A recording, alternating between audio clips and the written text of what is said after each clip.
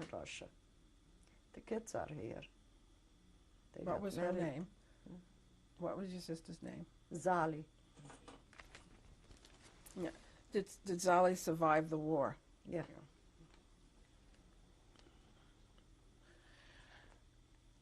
And who lived in Varnsdorf? My sister and I used to live in Barlendorf. Your sister, which sister was this? Josephine. Where in Czechoslovakia is Varnsdorf?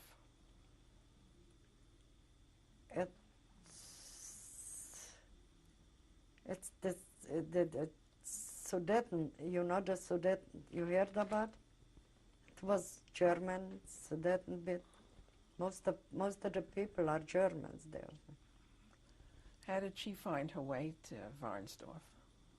I had an uncle, but he went there. A lot of them went there because the real Czech, they let stay in their houses. But those Germans, they put them away. And they emptied the houses for the Jews. So there we got a house, an apartment. Not just us, everybody. What year did you get to Varnsdorf? I think in 46. What was your life like in Varnsdorf? Nice. All young people, and I met a lot of new friends. They all from our neighborhood, I mean our vicinity, or different towns, but still near each other. And we met there, and we used to go dancing. Nightclubs was there and everything. We had it good there. We wanted to forget our troubles, so. Did you work there? No, I didn't. Josephine was living there? Yeah, she got married, and her husband, he had an accounting office there. He was working, but we wasn't working, no. How long were you in Varnsdorf? Few months. Got married there, and then we left. What's your husband's name? What's your husband's name? Moshe Rosenrauch. How did you meet him? Oh, he used to work in a place, and he used to bring the books to my brother-in-law end of the year. And once I saw him there, and so he's a nice guy and a good-looking guy. He wasn't too crazy about me, but I didn't let go. So I told my... How does that work? I told my brother-in-law, "Oh, this guy is a good-looking guy. I want him." "Oh no, he makes very little money. He works in an office. No? You are not used to this kind of poor life." I said, "I don't care. I'm used to everything. I want this guy." And I got this guy. How did you get him? I went all over after him. I'm not ashamed. He knows. It didn't take long, a few months, and I got him.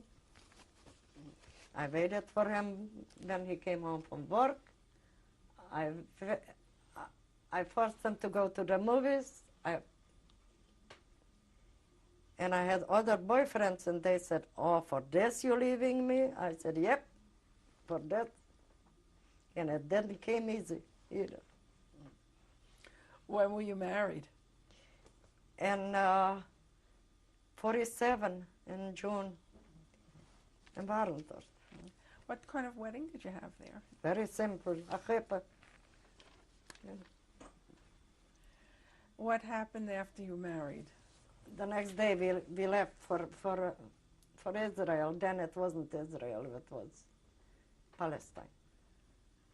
So we was on the way for 2 years, from one country to the other, one city, running away from the Russians, When you say that you were on the way for Israel and it took you 2 years, can you explain the whole process of the 2 years? We Where went. did you go?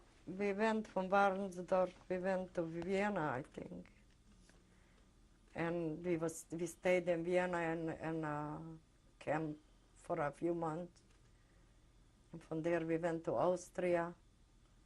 We stayed there in a camp for a week. They didn't let us just straight go. Who helped you? Some Jewish organizations. Who were they? I think Jana. My husband will know. I don't know those things. And then we went to Italy. You went from Austria to Italy? Yeah, and we walked the Alps. They told us we have to be very healthy people. They checked us, our heart, everything, because this is the highest mountains, and the first time somebody walks through these mountains. Who checked you? Doctors. And we made it. It wasn't easy. Up, it wasn't so much better. How did you climb from? You said you climbed the mountains from Austria to Italy. Mm-hmm. Yeah. We couldn't take nothing with us, just a lemon. If somebody faint, that they have a lemon. It was in May, I remember, but the snow was still here. Who helped you get across? Some men, but he knew, he told us he know the way, but in the end, he admitted that he didn't know the way. He just took a chance with us. Who was this person? Somebody paid them, the agencies paid them to take us. So when you crossed from Austria to Italy, They told us to be careful that we don't wind up in Yugoslavia, because there is communism and Russians. who knew the route? Did this man that was paid know which way to go? That's the point. In the end, he took a chance. In the end, he admitted that he didn't know, because it was his first trip too. Did you have papers? Nothing. They catched us there, the Italians. They sent us back, not really us, just the men. And in the night, they let them go. They came back, just for reform for the England. When you got to Italy, who was at the border when you crossed into Italy? English and Italian. How many people went with you on this trip? I don't remember. It was 30, 40 people, but in our group, young, all of them very young, under 20. Did you have any children at that time?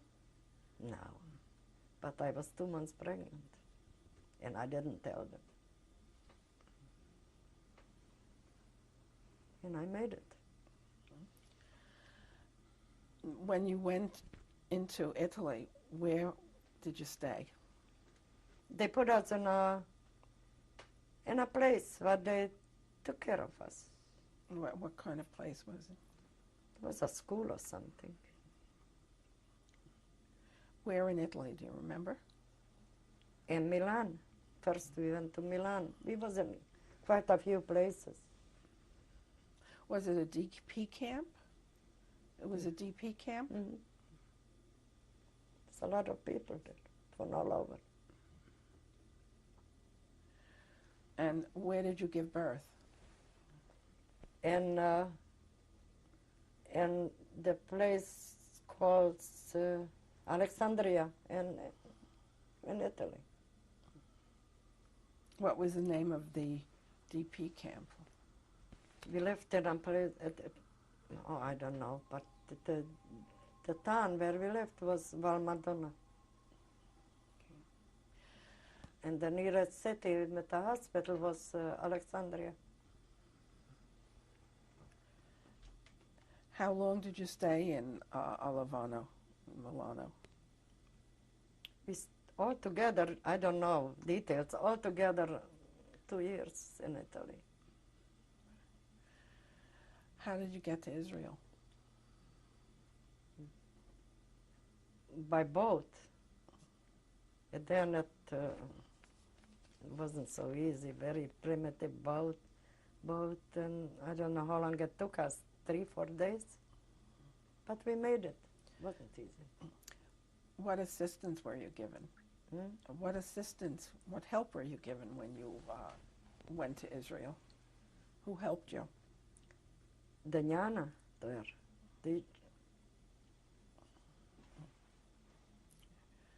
We didn't have nothing.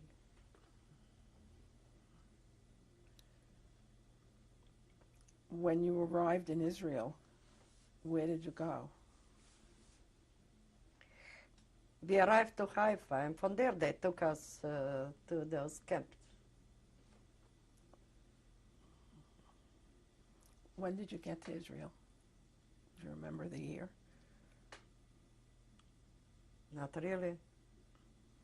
I think 1948.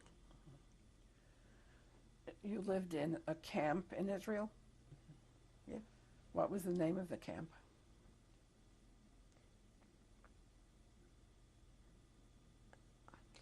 Athlete, something like this. I don't remember. What incidents happened in that camp? Could you describe anything? Nothing special, and whatever it was better than we was used to before, so we didn't complain. Everything was okay. Wasn't rosy, but everything was okay.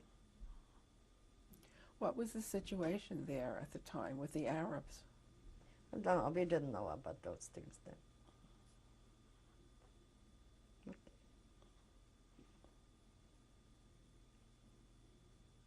Were you at all bothered by any of the Arabs or the wars that were going on at that time? Not those times. Not this time, no. Did anything happen Later. afterward? Yeah, later. Could you tell us about that? Oh, yeah. We lived in a moshav, the name Shafir. And I remember it was March 8th because my middle son's birthday was next day. We'll continue on the next tape. I'll make it short. It's too much for me already. We're finished. 16th, 1997. I'm interviewing Sara Rosenrauch. We started to talk about what happened on the Moshav, Safir. Oh, yeah. Oh, like I said, my second son's birthday had to be in April 9, so What year? Yechiel. No, what year was this? Oh, this was in 1956, I think, 1956. And my husband was playing with the kids and went to bed with them all, and we had just one room and one kitchen, which I don't complain, it was okay. It was like a palace for us. But I went to the neighbors to want to bake some cakes for the next day for the kindergarten, for the kids, for the birthday. All of a sudden I heard a big explosion. I didn't know it happened by us. And I ran out, and my neighbor ran after me. And the minute we got out from the house, the second explosion was, and it happened by the neighbors. For them, I think I saved their lives, because if they would be in the house, they wouldn't be alive. But I went out on the street and I heard my husband.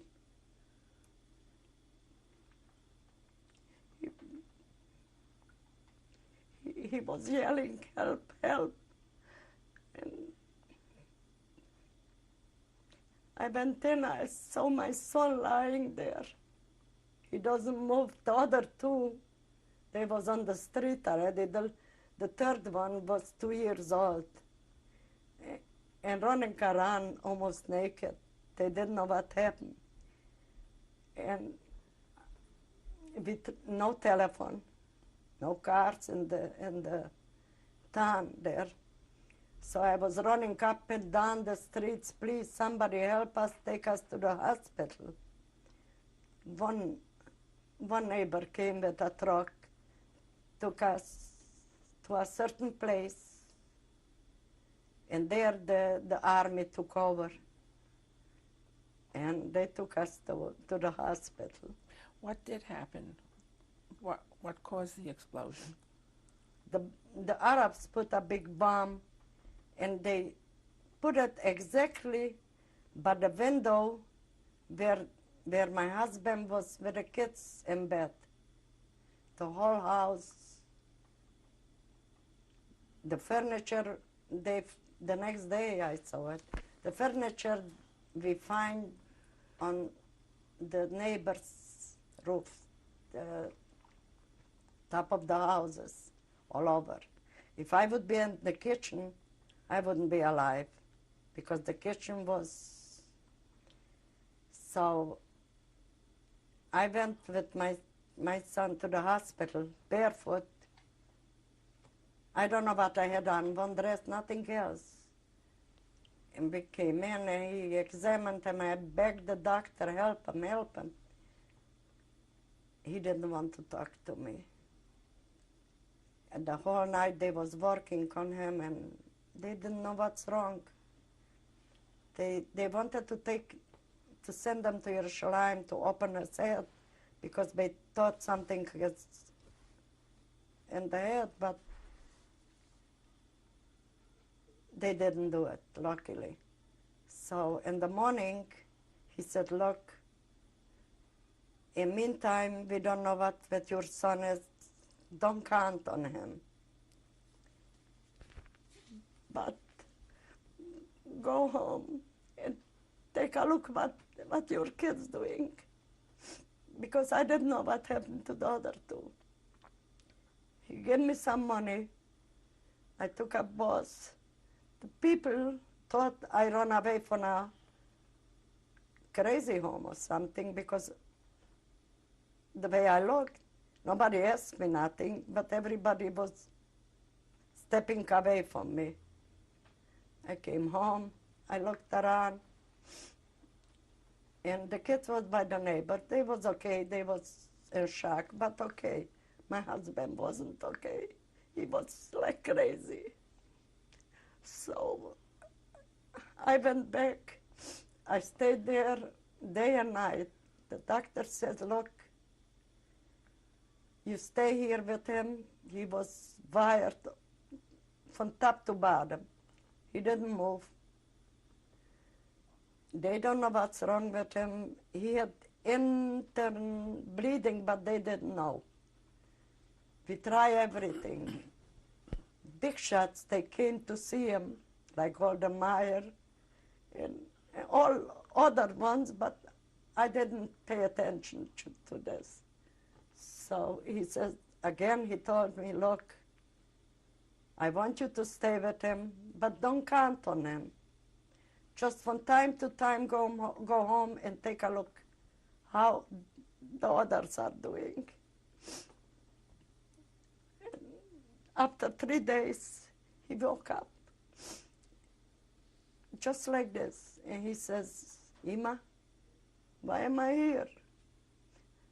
So I was afraid to tell him. That I remember he got a new bike a few days before. I said, remember, Daddy bought you a new bike. You fell from the bike because he had a few scratches here and there. So they brought you here. And he took it. He didn't remember nothing. He doesn't know nothing. So every time my husband came to see him, he was afraid to come in if he will find them there. That's how he was. After the third day, the doctor said, look, no, I will help him. And not me, God helped him. So from this on, he got better and better and better.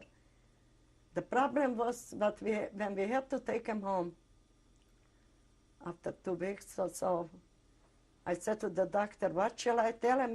We bring him home, we don't have a house. But he will ask questions. I was afraid. And the doctor said, I don't know what to tell you. I don't know what is the right thing. Figure out something. So I didn't have to figure it out because my second son, he's like my husband, talks too much. And he was just 5 years old. In the car coming home, he told them the whole story. And it was okay. What's your son's name? This one? The one that this accident happened to. Jacob. And how old was he at the time? 9 years old. Thing is, he came home, he got better every day, but he couldn't go to school. He was home 6 or 7 months. In this time, we moved to Rehovot because we didn't have their house anymore. And I went there to the principal to ask him to give me the best teacher to tutor him at home. He said, but it will cost you a lot of money. I said, I don't care. So he gave us the best teacher. He was tutoring him every day. He was very good in school. And he catched up in everything. It was worth it. But